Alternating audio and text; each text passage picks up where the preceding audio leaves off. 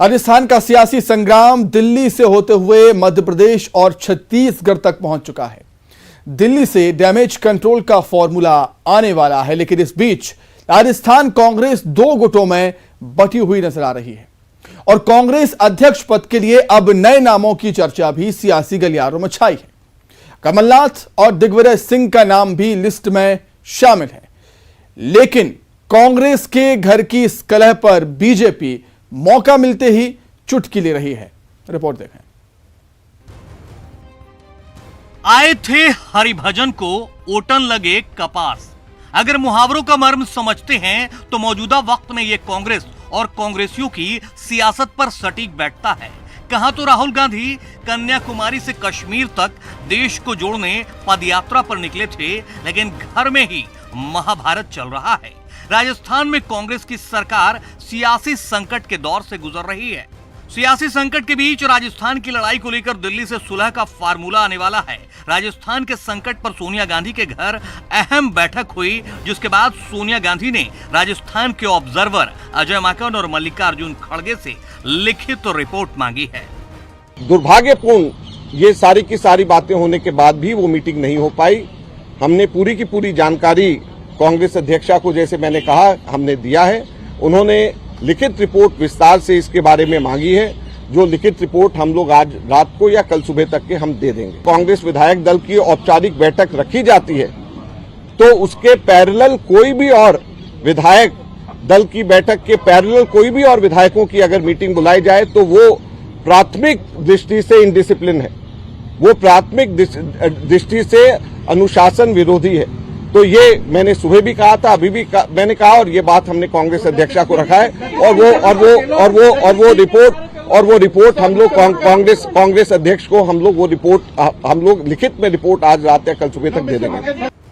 इधर सत्ता की लड़ाई में खेमों में बटी कांग्रेस अब सीएम के चुनाव पर बट्टी नजर आ रही है। इशारों में सचिन पायलट पर धारीवाल ने हमला किया है कि 102 में से कोई भी सीएम बन जाए हमें स्वीकार है। जिन्होंने गद्दारी की उन्हें कुर्सी पर बैठाने की तैयारी चल रही है, ये मंजूर नहीं है। जो नाराज विधायक थे उनके बराबर मेरे पास फोन आए और फोन आए कि हमारी बात सुनो, तुम यहाँ के जो है पार्लियामेंट्री मिनिस्टर हो, हमारी पूरी बात सुनो। मैं उनकी बात सुनने के लिए ही यहाँ पर जो है वो सब लोग इकट्ठे हुए। वो क्या चाहते हैं ये सुना।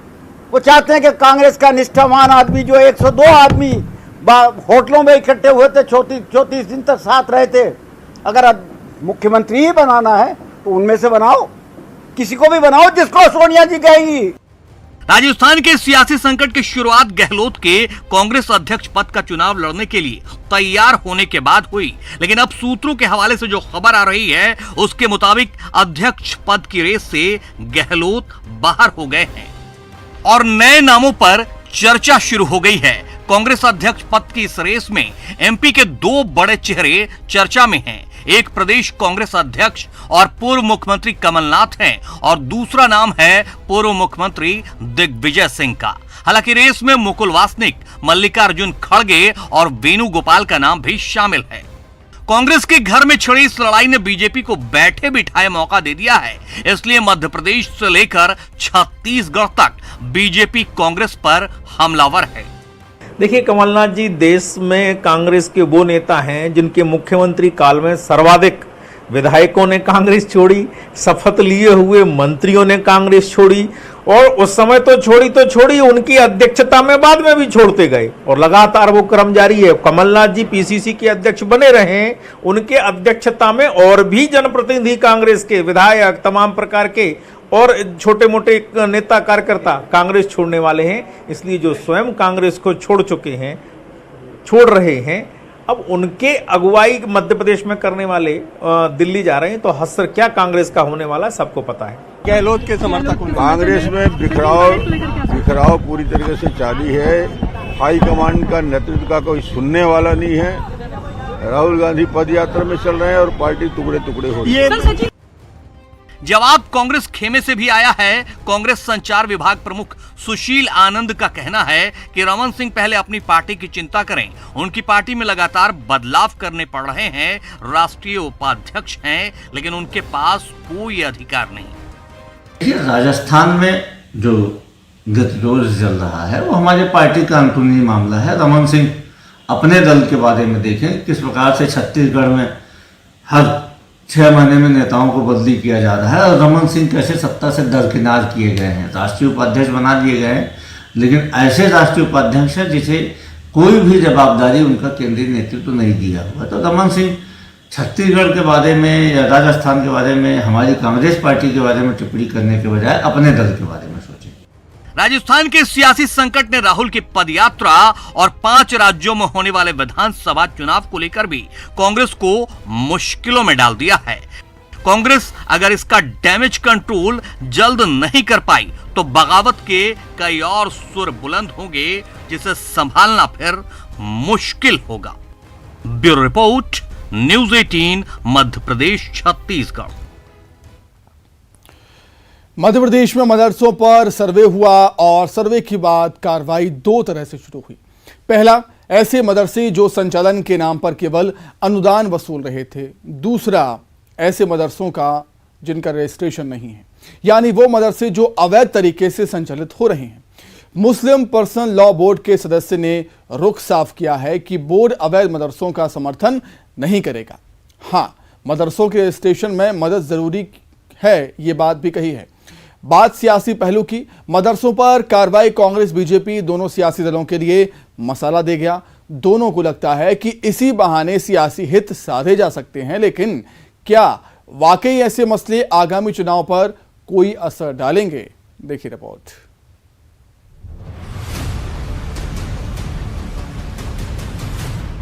एमपी में सरकार के फर्जी मदरसों पर शिकंजा कसने की खबर से सियासत परवान चढ़ने लगी। दरअसल सरकार को निरीक्षण में ऐसे मदरसों की जानकारी हासिल हुई जो सरकारी अनुदान लेकर एक एक कमरे से संचालित हो रहे थे। अब ऐसे मदरसों को दोबारा ग्रांट नहीं दी जाएगी। राजधानी भोपाल में ही 1 साल में 48 मदरसे बंद किए जा चुके हैं। बाल आयोग के निरीक्षण में भी मदरसों के संचालन में गड़बड़ी उजागर हुई थी। इधर बीजेपी विधायक रामेश्वर शर्मा ने मदरसों के बहाने कांग्रेस को भी निशाने पर ले लिया। जहां शिक्षा नहीं हो रही हो उन पर कार्रवाई करिए, जहां असामाजिक गतिविधियां हैं, राष्ट्र विरोधी गतिविधियां हो रही हो उन पर कार्रवाई करिए। तो ये तो सबका एजेंडा है और इस एजेंडे को लेकर चल रहे हैं। कांग्रेस जो है पाकिस्तान के एजेंडे को लेकर चल रहा है, भारतीय जनता पार्टी हिंदुस्तान के एजेंडे को लेकर चल रही है। हमारे एजेंडे में सबके बराबर एक दृष्टिकोण है। जो देश का है हम उसके सेवक है, जो देश का नहीं है हम उसका इलाज कर रहे हैं। तो कांग्रेस का आरोप की शिक्षा व्यवस्था के नाम पर बीजेपी सरकार मदरसों के बहाने अपना राजनीतिक एजेंडा सेट कर रही है।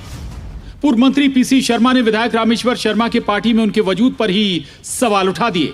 कहा कि केवल पब्लिसिटी के लिए करते हैं ये सब।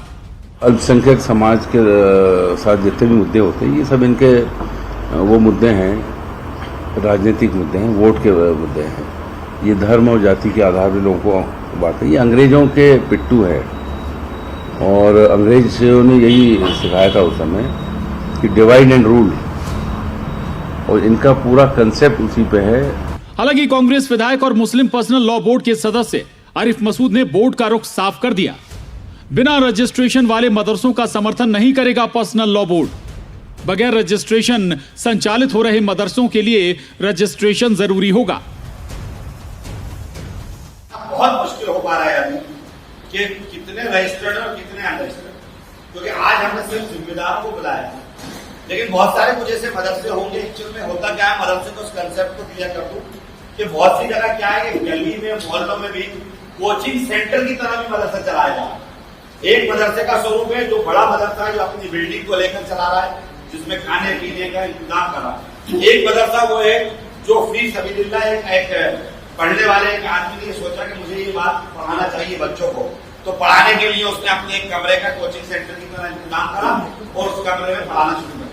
तो ऐसे में संख्या बता पाना अभी मुश्किल होगा, लेकिन हमारी ये बात है कि हम मध्य प्रदेश के एक एक मदरसे चलाने वाले मदरसे को रजिस्टर्ड कराएंगे और उसका रजिस्ट्रेशन जल्द से जल्द। राजधानी भोपाल में कुल 468 मदरसे हैं, जिनमें से 50 से ज्यादा मदरसों पर कार्रवाई की तैयारी है, जिनका रजिस्ट्रेशन नहीं है।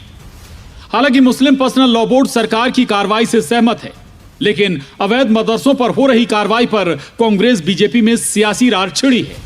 बीजेपी जहां मदरसों के बहाने पूरी कांग्रेस को लपेटे में ले रही है, तो कांग्रेस को लगता है कि चुनाव के मद्देनजर बीजेपी सरकार जानबूझकर ऐसे मसलों को हवा दे रही है।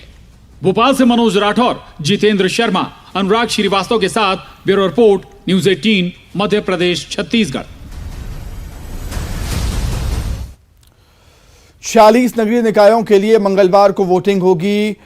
8 लाख से ज्यादा मतदाता अपने वोट का इस्तेमाल करेंगे। वहीं कांग्रेस और बीजेपी ने अपनी अपनी जीत के दावे किए हैं। चुनाव के नतीजे 30 सितंबर को आएंगे।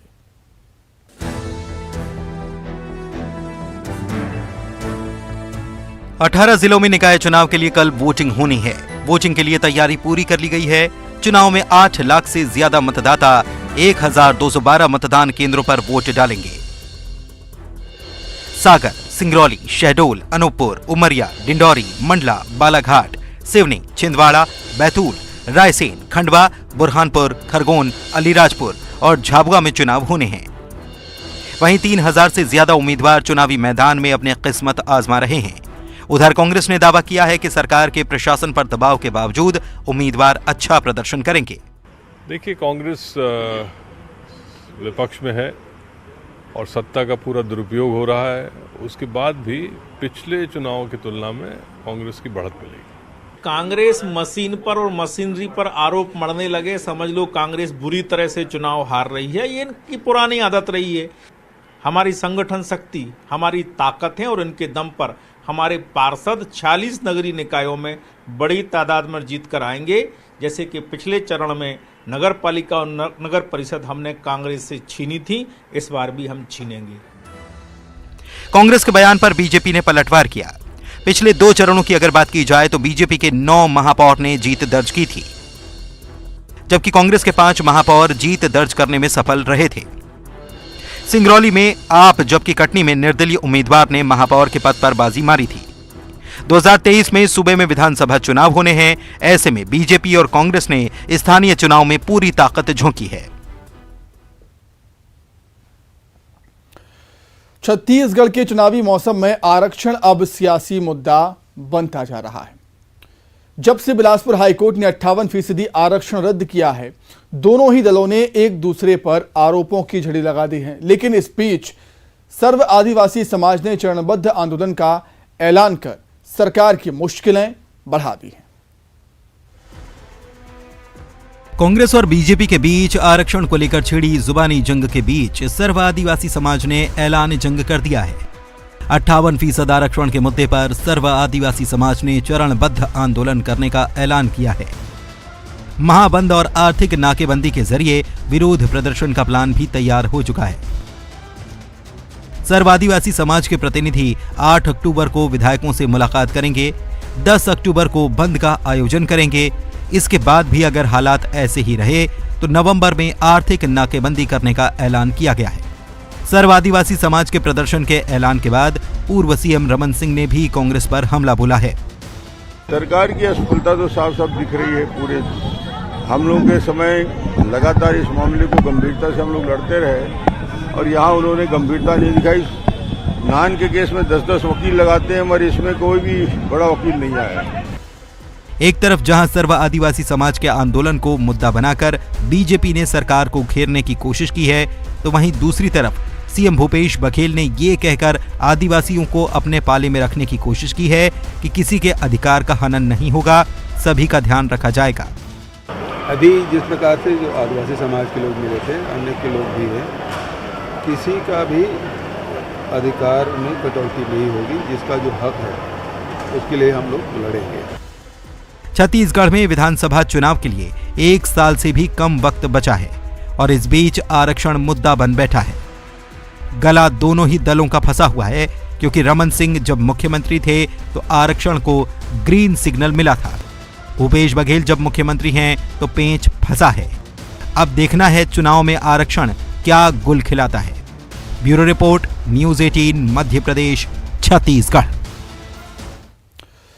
नवरात्र की शुरुआत हो चुकी है। पहले दिन ही भक्त आस्था में सराबोर नजर आए। क्या नेता, क्या मंत्री और क्या आम जनता, सभी को मां शेरावाली से कृपा की आस है।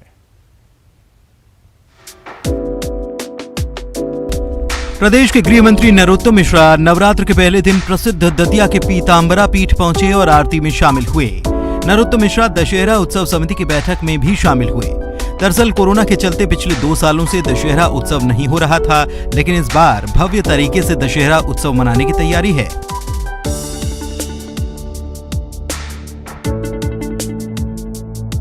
इधर नवरात्र के मौके पर कांग्रेस कार्यालय में मां दुर्गा की स्थापना हुई और एमपी कांग्रेस ऑफिस में 9 दिनों तक देवी पूजन होगा। कांग्रेस को भरोसा है कि मां दुर्गा और जनता के आशीर्वाद से अगले साल एमपी में कांग्रेस की सरकार बनेगी।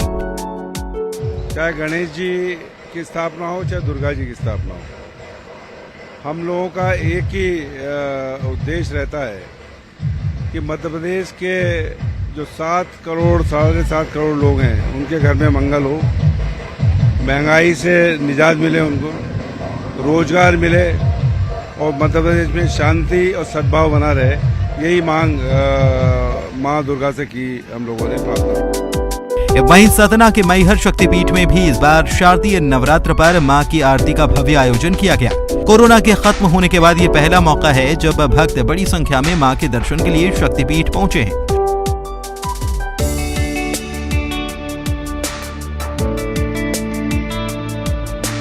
नवरात्र के पहले दिन रतलाम के प्रसिद्ध कालिका माता मंदिर में भक्तों की भारी भीड़ उमड़ी। कालिका माता मंदिर में इस बार 9 दिनी गरबे का भी आयोजन किया गया है।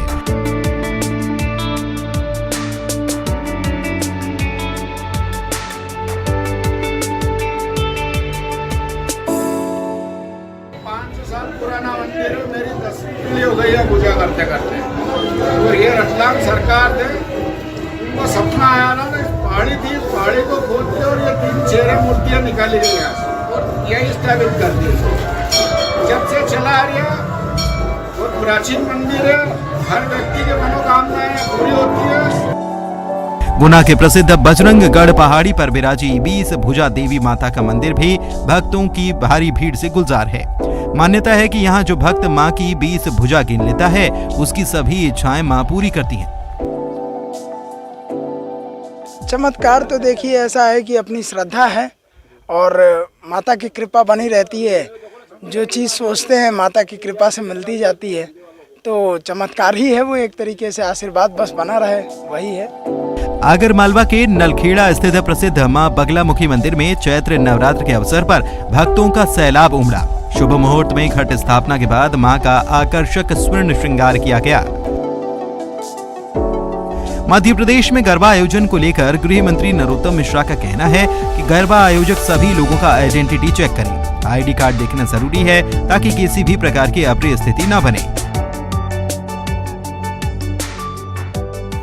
माँ की पूजा के दिन है ये, और स्वाभाविक रूप से हमारी जो संस्कृति मंत्री जी हैं वो इस बारे में स्पष्ट कह चुकी हैं। तो जो भी व्यक्ति आएगा तो गरबा के आयोजकों को ये देख। तो इसी के साथ इस बुलेटिन में इतना ही। खबरें लगातार जारी है। नमस्कार।